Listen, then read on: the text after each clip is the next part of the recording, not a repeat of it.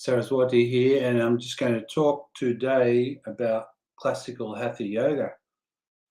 I actually did a presentation on this a couple of months ago, but I ended up deleting it, and also a couple of others, one on Shatkarmas and the following one on asana. I didn't like a couple of the mistakes that I made, so I ended up deleting them. So I'm going to do this one again on classical hatha yoga. I'm going to start off with a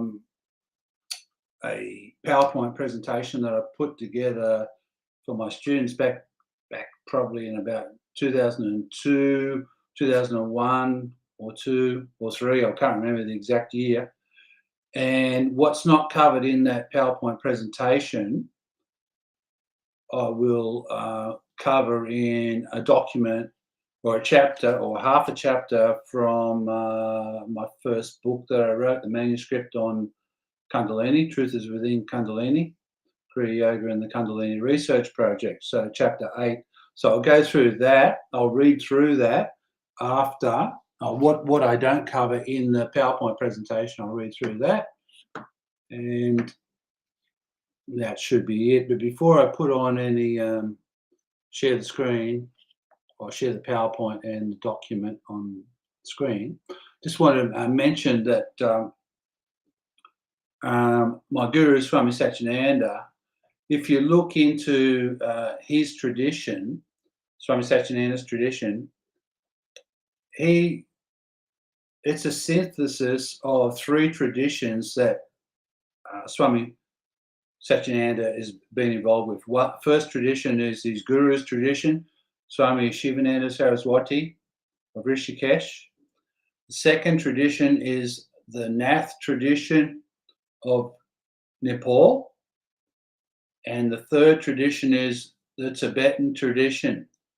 So this wasn't widely known until recently, but yeah, I read it recently in someone was sharing some documents, and so I just wanted to put that in there. So you'll see the Nath tradition as well as tradition of Swami Shivananda, the Nath tradition, which I know a little bit about, having met Yogi Narahari Nath, who was the head guru in Nepal and the leader of that tradition back when I met him in December 97 and January 98.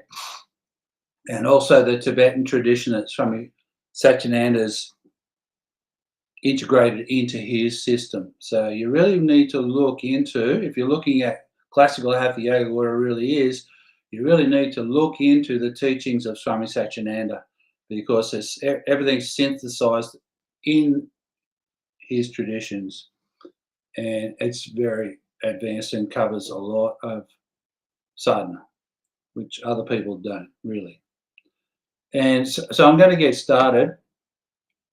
I'm going to bring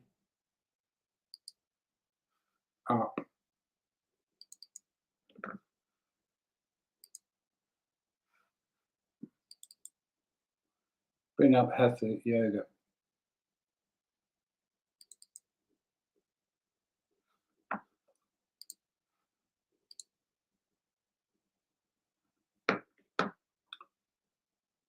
Right, so this is I like the diagram. I was being a bit artistic and creative when I put this together digitally, like some of those other conceptual diagrams that I've shared on Facebook recently over the last few days. This is another one I put together, this diagram, Path of the Awakened Sushumna. So inside Sushumna, and then you've got the chakras. You'll notice in the Swami Satyananda's tradition, there's 8 because of the Bindu chakra up here. Bindu. Most traditions mention 7. This is 8 in Swami Satyananda's tradition. Bindu. So I've spoken about Bindu in other videos or live streams. And inside the Sushumna, you'll see at the nucleus, at the core, we've got Shiva. From Shiva, inside the Sushumna, well, Shiva represents the highest consciousness, and which were Sushumna leads to, samadhi, and absorption in the highest consciousness. And you'll see that rotating around inside Sushumna, we've got Swami Satyananda and Swami Shivananda. And just on the periphery outside of Swami Satyananda and Swami Shivananda, I put in Swami Niranjan in there. And yeah, I really love that picture that I put together there back in a long time ago. So we're going to get moving through the presentation. So these are the contents that I'm just going to cover in this slideshow presentation, PowerPoint. Starting from the bottom, we've got Shatkamas. So after the overview, Shatkamas, Asana, Pranayama, Bandha. So I like to follow the pranayamas, the bandhas after the pranayamas, before the mudras. Nadis, chakras, kundalini. So it's pretty straightforward. Shatkamas, asana, pranayama, bandha, mudra, nadis, chakras, kundalini. Okay, so here's a little overview that I put together. In today's society, the word hatha yoga has come to mean to the uninitiated many things. So the people that don't know, the lay people, uninitiated, they aren't initiated into the inner states of some of these traditions and orders. So I'm just saying that the uninitiated. So they're the lay people, and you've got the initiated, or the sannyasins, or the initiates. Often yoga teachers try to promote asanas as hatha yoga. So you see that a lot. I've seen that a lot in the last 30, 40 years. So often teachers try to promote asanas as hatha yoga. Thus, they're not only deluding their students, but they are also perpetuating a false understanding in themselves. Everyone suffers as spiritual realization becomes only a pipe dream. Yoga has always been about awakening, enlightenment of the spirit. This has never been an outcome of just asana practice. That's why you need to have a system of sadhana that, like I said the other day, that penetrates all the bodies, physical, astral, causal. Okay, so by systematically following the system of classical hatha yoga, you will eventually experience yoga. Shatkamas. So we're talking about the system of cleansing techniques, not just physical. Okay, so the Shatkamas, originally classical hatha yoga, which is a complete system of yoga in itself, not only consisted of 6 techniques known as the Shatkamas. The Shatkamas, the main ones are Neti, Dhoti, Basti, Noli, Kapalbhati, which is a pranayama, and Tritak, which is a concentration practice, either with the eyes open or closed. So classical hatha yoga later evolved over many centuries to encompass, so after the Shatkamas, later it evolved to encompass asana, pranayama, mudra, and bandha. Classical hatha yoga is a tried and proven path to self-realization that has been finely honed and developed by Indian, Nepalese, and Tibetan yoga masters for millennia. So I told you before about those 3 traditions from Swami Satyananda, Swami Shivananda, and the Naths from Nepal and Tibetan. It not only confers a healthy mind and body, but also leads the sincere and dedicated aspirant to psychic and spiritual awakening, and the discovery of their inherent creative potential. This is the path of yoga most suited to the yoga aspirant of today's world, as it works systematically from the grosser physical body that we are already familiar with, through to the most subtle aspect of our total personality, thus making classical Hatha Yoga the ideal foundation for the most advanced yogas. Asana. Asana is the next limb of classical Hatha Yoga. In Raja Yoga, asana refers to the sitting meditative posture used for the higher stages of Raja Yoga, i.e. pranayama, pratyahara, dharana, dhyana, samadhi. But in Hatha Yoga, it means something more. Asana is a specific body position which helps to open the energy channels, the nadis, and the psychic energy centers, the chakras. Hatha Yoga is a process through which purification and control of the body takes place by restructuring the pranic flow. The foremost asanas are Siddhasana or Siddha Yoni Asana, the Adept's pose, and Padmasana, the lotus pose, which all classical Hatha Yoga texts recommend as the most important to master or be proficient in. Additional asanas up to 82 are also recommended until one is ready for higher yogas such as Raja Yoga or Kriya Yoga, which is an advanced form of Kundalini Yoga. The classical ancient Hatha Yoga texts are the Hatha Yoga Pradipika, the Jaran Samhita, the Hatha Ratnavali, and the Shiva Sataka. Pranayama is the next limb of classical Hatha Yoga following the Shatkamas and Asana. Classical pranayama is commenced after one's body has been prepared through asana and one has commenced to moderate and purify the diet and is practicing some shatkama according to the instructions of the teacher or the guru. The word prana is a combination of two syllables, pra and na. Prana denotes constancy, a force in constant motion. Prana is the vital life force, and pranayama is the process by which the internal pranic store is increased or expanded. Pranayama is comprised by the words prana and ayama, which means pranic capacity or length.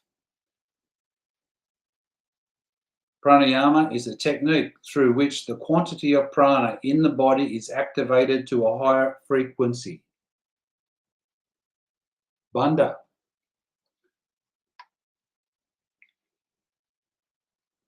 Bandha is the next limb of classical Hatha Yoga following the Shatkamas, the Asana, and Pranayama.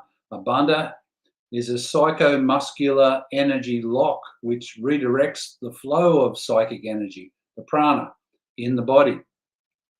There are mainly three bandhas, but the combination of all three bandhas is sometimes used to make a fourth very important lock or bandha. The bandhas are: one, Mula bandha, triggered by the contraction of the perineum in the male and the cervix in the female body. Two, Uddiyana bandha, the abdominal retraction lock. And three, Jalandhar bandha, the throat lock. And Maha bandha, the great lock, is the coordinated combination of the previous three bandhas. Maha bandha, the most important one. Universal prana or life force in the physical body is subdivided into 5 pranavayus. These pranavayus are operating in different locations. They flow in different directions and perform different functions. The pranavayus are apana, samana, prana, vyana, and udana. The 3 most important are prana, apana, and samana. So I spoke briefly about prana and apana, redirecting them, and samana in one of those videos I did previously. Might have been the first one at the Guru Purnima. The natural movement of prana is upwards, and apana is downwards, and samana is sideways. Through the practice of Mahabandha, The direction of prana and apana is reversed and made to flow towards samana.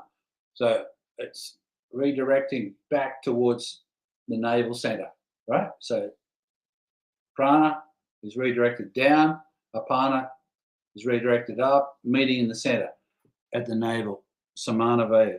Through the practice of Mahabandha, the direction of apana and prana is reversed and made to flow towards samana. The force of samana is strengthened and redirected backwards to help awaken the transcendental nadi of sushumna. So transcendental, there's only one, sushumna. Ida and Pingala, no. Transcendental, sushumna. Mudra, in classical Hatha Yoga, after practicing Shakama, Asana, Pranayama, Bandha, the student of Hatha Yoga begins the practice of mudra. Mudra literally means gesture, a physical, mental, and psychic attitude which expresses and channels the cosmic energy of prana. The most famous mudras are Khechari Mudra, Maha Mudra, Mahabeda Mudra, Viparita Karani Mudra, Vajroli and Sahajoli Mudra, Normukhi Mudra and Yoni Mudra, Shambhavi Mudra, Manduki Mudra, and Shakti Chalini Mudra. Mudras channel the refined and subtle pranic energy that is produced through the preceding asana pranayama bandha and arouses or induces a particular state of mind. When this state arises, deep meditation can become spontaneous. Cultivation of this state of high energy opens the doors of perception through which a yogi explores their consciousness, or yogini. Nadis. Nadis are psychic channels through which flows the distribution of prana in the astral body or pranamaya kosha. So remember that what I spoke about the other day. Astral body, pranamaya kosha in that other diagram that I posted the other day on Facebook. When we heat ice, we speed up the energy within it, and the ice becomes water. The characteristic expression of water is flow. So in the prana maya kosha, the prana flows in rivers of energy. Quote, Swami Satyananda Saraswati. According to ancient yogic texts, there are 72,000 or more nadis through which prana and consciousness are distributed throughout the body. There are 10 main nadis, out of which 3 are the most important. These nadis are Ida, Pingala, and Sushumna. Ida is the channel of mental energy, Pingala the channel for vital energy, and Sushumna Nadi is the channel for spiritual energy. So I mentioned before, transcendental, spiritual energy, different from Prana Shakti or Mana Shakti, Ida Pingala.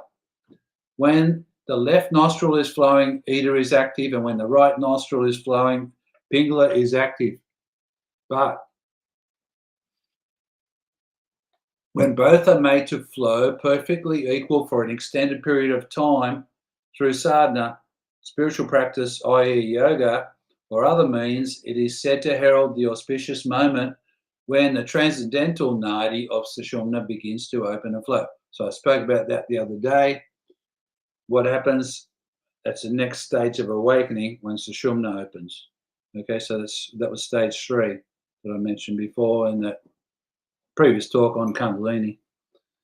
The physiological correlate for sushumna nadi is the canal centralis of the spinal cord. Perfection of nadi shodhan pranayama and many other techniques begins the awakening of the pranas in the pranamaya kosha, pranothana, and eventually through much effort, it's not going to happen straight away, you have to put in a lot of effort, sushumna. Through sushumna, you can experience deep transcendental experiences related to the mystical chakras and kundalini. So when sushumna opens, those chakras open fully, not partially, which is stage 1. Chakras. The chakra is a psychophysical reality or an entity, a vortex of light or psychic energy existing multidimensionally at the interface between the body and mind. So we've got to remember this is where it joins, the interface. So those researchers that are looking at the aura, the hologram out there outside the body, the interface is the chakras inside the body, which are connected to the subtle bodies. At the grosser level, the chakras have associated links in the physical body through various endocrine glands, nerve plexuses, organs, and the central nervous system, the brain and spinal cord. On a more subtle level, chakras operate like transducers, stepping down the cosmic energy like a top-down hierarchy of energy and consciousness, filtering down through the depths of the unconscious mind, then to permeate the physical body. So it's a top-down system. Chakras can be understood as part of the here and now mortal body and part of the complex and immortal collective superconscious state of the divine, which is inherent in all beings. Kundalini.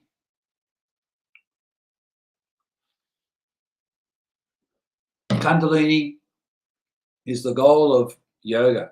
The goal of yoga is to awaken your dormant potential, which is the evolutionary spiritual force known in Tantra as Kundalini. Stabilizing the awakened state of Kundalini in Samadhi is the goal of all yogas. Example, Hatha, Raja, Kriya, Kundalini, etc. Few ever achieve the highest goal, which is said to be a transcendental state of supreme bliss at one with all of creation. It is only reached through diligent sadhana, a spiritual practice, for many years under the tuition of a capable master of this science. This is our evolutionary destiny, to have a firm grip of the experience of Kundalini and have permanent access to the wisdom that it reveals. Quotes, I went through these two the other day, but I'll read through them again. Kundalini does not belong to the physical body, though it has to be searched for there, nor in the mental body or even in the astral body. It is in the unconscious causal body. In that particular state of awareness where the concept of time, space, and object is completely lost, the seat of the unconscious in man, that's the causal body, unconscious, in man is in the perineum, known in yogic terminology as Muladhara. Muladhara, don't forget that. It is a gland, a muscle.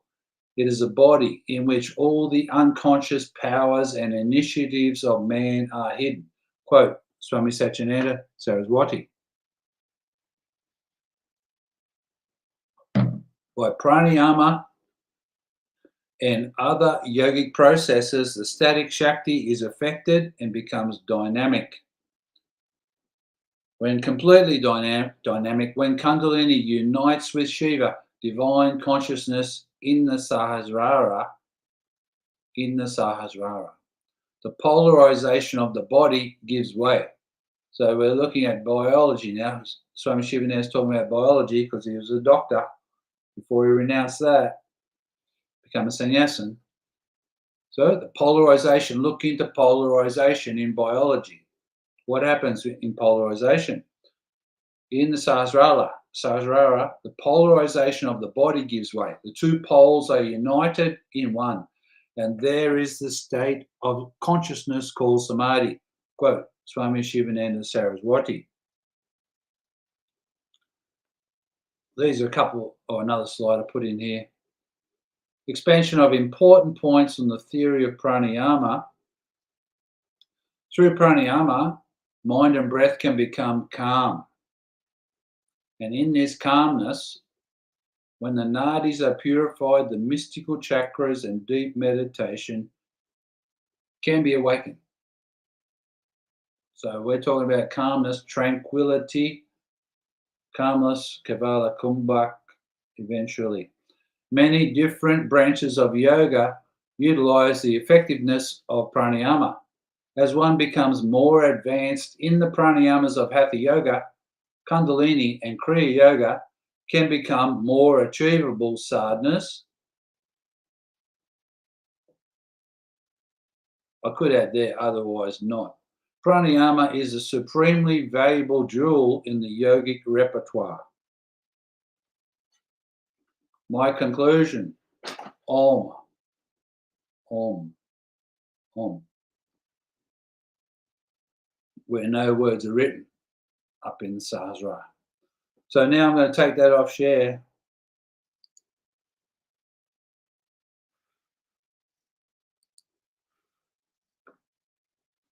Okay, so that was that PowerPoint. So there's another part of that chapter which wasn't covered there.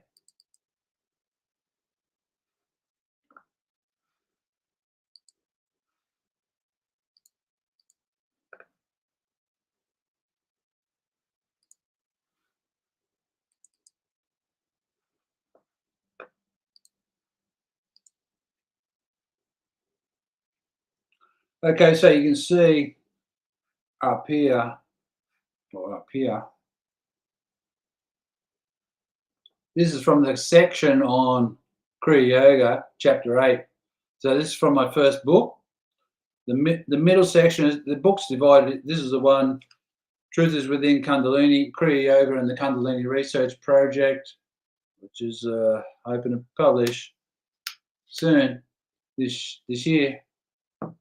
So the middle section, first section is on Kundalini and awareness. Second section, the middle section of the book is on Kriya Yoga. So I've got this up here, Kriya Yoga.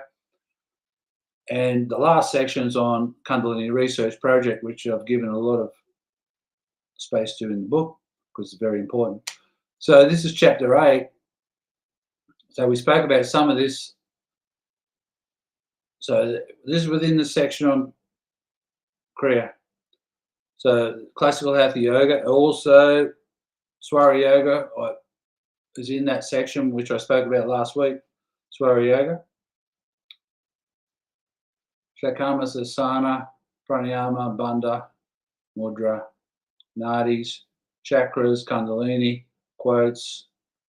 Okay, this is important here. Important verses of wisdom from the Hatha Yoga Pradipika, circa 6th century AD, chapter 1, verse 43.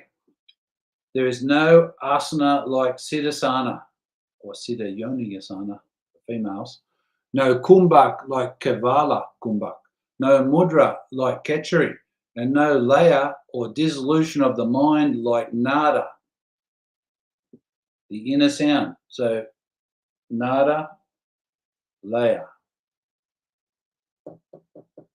I mentioned laya last week on that Kundalini, sliding into the light, straight in. Laya, dissolution of the mind, and also I mentioned the nada, the sound frequencies, right? So when sushumna's open, Kundalini can move through it. So when that happens, all those sound frequencies are heard. And that's what takes the sadhak or the yogini through to the highest stage of yoga, the sound. Chapter 2, verse 75, there is no doubt the stage of Raja Yoga is also attained through Kevala Kumbhak. So we're talking Raja Yoga there at the start. So Ashtanga Yoga, system of Patanjali Yoga Sutras, Raja Yoga. So there's no doubt the stage of Raja Yoga is also attained through Kevala Kumbhak. By retention, Kundalini is aroused. Retention, forced retention, and then Kevala Kumbhak. Sushumna becomes unobstructed and perfection of Hatha Yoga takes place. Perfection of Hatha Yoga takes place when Kundalini is aroused Sushumna is unobstructed, and Kavala Kumbha takes place. So chapter 2 again, so that's chapter 1, chapter 2. Chapter 2 again, verse 76. There can be no perfection if Hatha Yoga is without Raja Yoga, or Raja Yoga is without Hatha Yoga. Therefore, through practice of both, perfection is obtained. People need to think about this. And this is the most important one coming up. Chapter 4. While the prana does not flow in the middle passage, that is Sushumna, while the bindu, the light, bindu, the point light, is not steadied by restraining the prana, while the mind does not reflect spontaneous meditation, then those who speak of spiritual knowledge are only indulging in boastful and false tales. There you go. 6th century AD. Okay, so this is the second part of this chapter.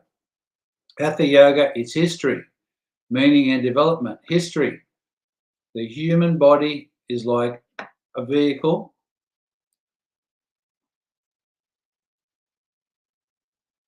or a temple which houses the mind or spirit. The ancient seers and rishis of yoga realized through their expanded awareness and inner vision and intuition, which was developed through the awakening of the Kundalini, that the human body contained many interesting mysteries. Some yogis who were undergoing an inner awakening, either in their central nervous system or the pranic system or both, unconsciously developed bodily movements known as kriyas and assumed classical yoga postures. Also, some even began breathing in peculiar and not previously known ways.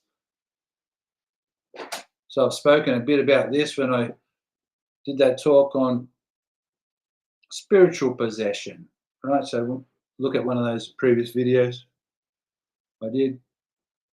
Also, some even began breathing in particular ways. Okay, yogic adepts like Paramahansa Sachinanda Saraswati, who's passed away now, and others believe that these kriyas that are phenomena are initiated as a result of natural evolution, biological, psychic, and spiritual.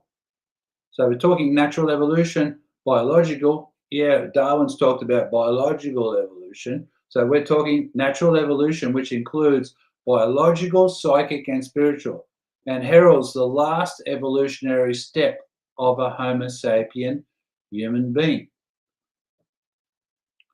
Ancient yogis also had a close affinity with nature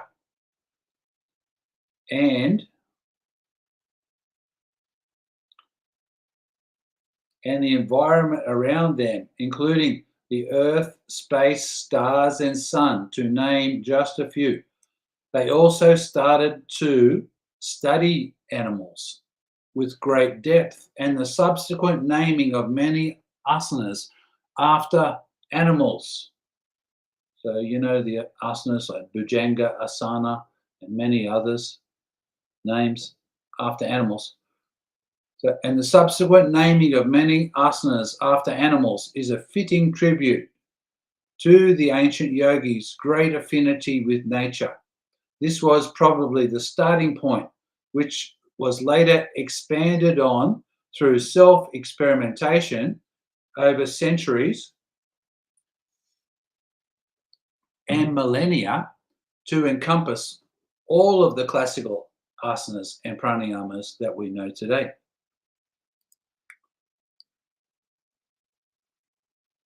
History, meaning, and development. The traditional meaning of the words Hatha Yoga, because we're talking about classical Hatha Yoga now, what it really is. The traditional meaning of the words Hatha Yoga are a combination of bija mantras, meaning Ha or Hum, vital life force. Pingala, vital life force. Tha or thumb or kasham, the mental force, Ida. And yoga, meaning union. Hatha yoga. Therefore, the meaning of Hatha yoga may be interpreted as yoga through the union of prana and mind. Mind and prana in yogic terminology can be understood as Ida and Pingala nadis. Their purification and balance results in an awakening, and when sustained perfectly for long periods of time, leads to an awakening of Agnya chakra, which triggers an awakening of Muladhara chakra. At this time, if all conditions are auspicious, Sushumna Nadi opens. And Kundalini makes her ascent through all the major chakras, illumining them fully as she passes along inside the Brahma Nadi of Sushumna, the spinal cord. This Shakti force conquers the mind at Agnya chakra. So I mentioned Brahma Nadi in those conceptual diagrams the other day. Take a look if you like. Dhyana, meditation, rapidly ensues as Shakti, the individual consciousness, ascends to meet Shiva, the higher consciousness.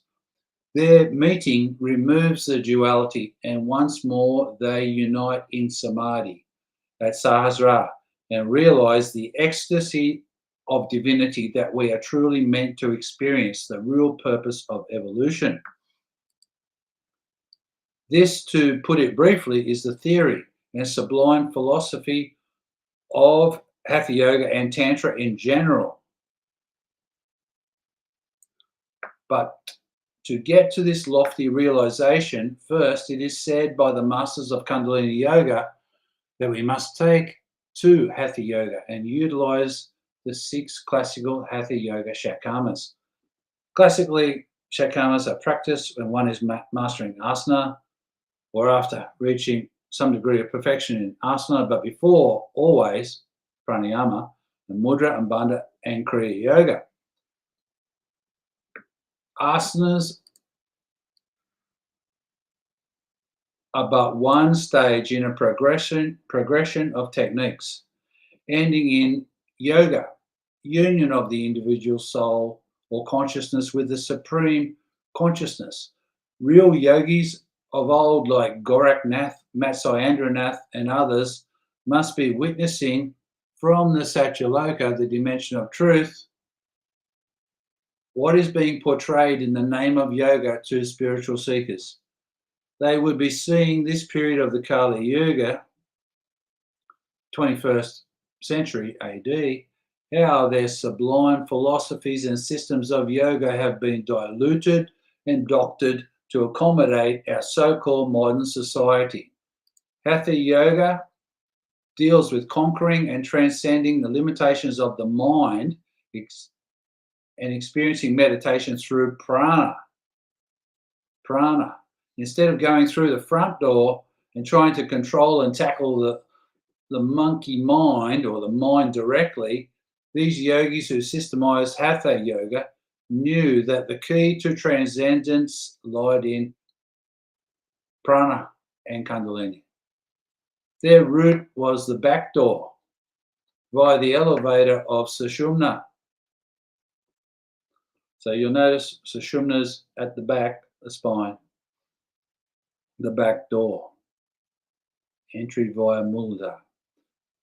The undeniable goal of Samadhi that Rishi Patanjali expounds in the Yoga Sutras can be reached by Kundalini Shakti awakening directly.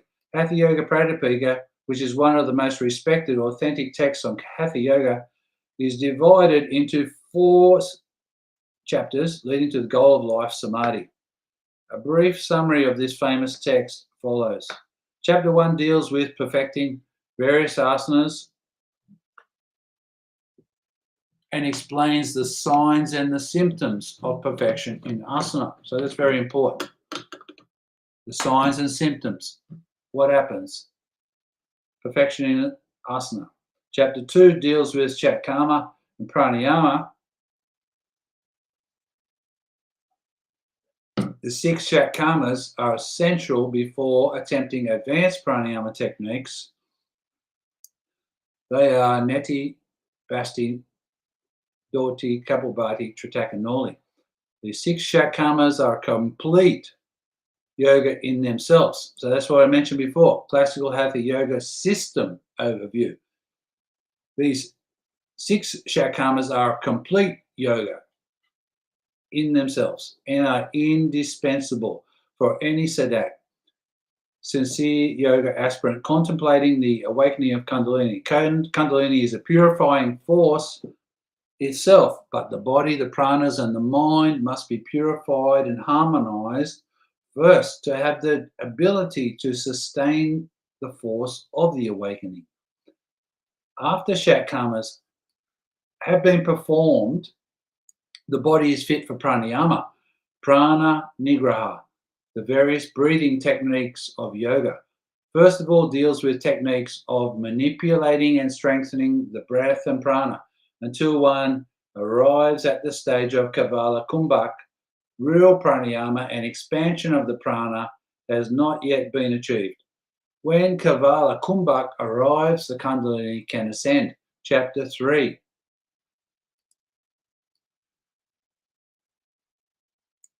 Chapter 3, Mudra and Bandhas, describes the practices needed to raise the Kundalini and open all the chakras, but the most important sutras describe seeking instruction from a guru or a master who is an adept or an expert in Kundalini yoga. Not just in theory, but they must have the ability to perceive and guide the aspirant through the uncharted waters of mind and consciousness. That's why I had to go and meet Swami Satyananda. He's got that vision. Mudras and bandhas are the keys given to a deserving disciple by their guru. And it is said in verse 128 and verse 129 that the 10 mudras told by Adinath Shiva brings perfection, and one who instructs mudra in the tradition of guru is like Ishwara.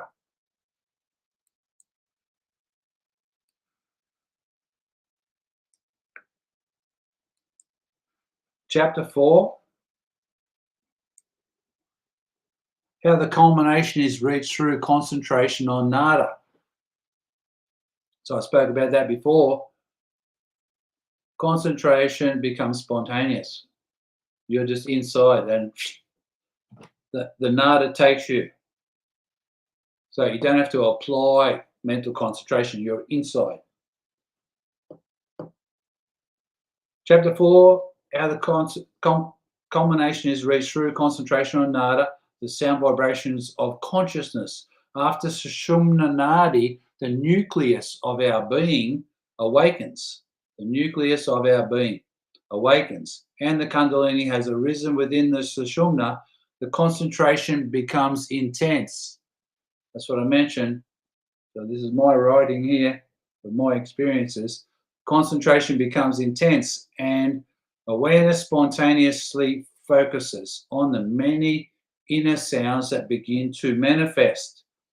Many visions and experiences confront the sadhak in this region, and nada, the inner sound, carries the aspirant through the experience of laya, absorption, to nirvikalpa samadhi. This is said to be the culmination of human experience and the true purpose of our existence. Yogis that have reached this far, like Paramahansa Satyananda Saraswati, say that this level of samadhi is the doorway into another realm of total experience. This system and philosophy of Hatha Yoga have their origin in the ancient teachings of Tantra, the Tantra Shastras, which are the ancient teachings of yoga. The original guru of the lineage was Shiva. Shiva first imparted techniques of yoga to Parvati, his disciple and wife. And there's my references. So take that off share. So that's basically all I wanted to say, just about the overview of what the real classical Hatha Yoga is, not the brand name Hatha Yoga, or but it's pretty diluted, you see. So this is it, classical Hatha Yoga. So that's all I wanted to say. This is an overview. This is my, well, I've made 25 live streams so far. 13 were channel messages that I edited and also put up. So that's 12. And I'll be making one more on Friday about drugs, what to avoid, the pitfalls, and a lot of information that I shared for many years. First of all, in my university days when I was studying psychology, and also on my website from about 2005 onwards until it was taken down. So that'll be very interesting on Friday. And then I'm just going to focus on other yoga subjects, continuing on the path of prana, which I've started basically with a Swara Yoga talk, Kundalini talk, and today. But that was general, but now I'm going to get a bit more specific, the path of prana, because that's the physical body can relate to the pranamaya kosha. Okay, and then Sushumna later on when we talk about chakra sadhana and the Kriya Yoga around Guru Purnima. So the next 6 months are just going to be focusing on that. But in between, I might have a couple of talks which I'll share publicly. This one on the drugs, big warning, and also maybe another one or two later on. And there's a few announcements throughout the year. Okay, so this has been 47 minutes, and hope you have a pleasant day or evening wherever you are, and take care. Namo Narayan, Hari Om, Pranams, and Namaste.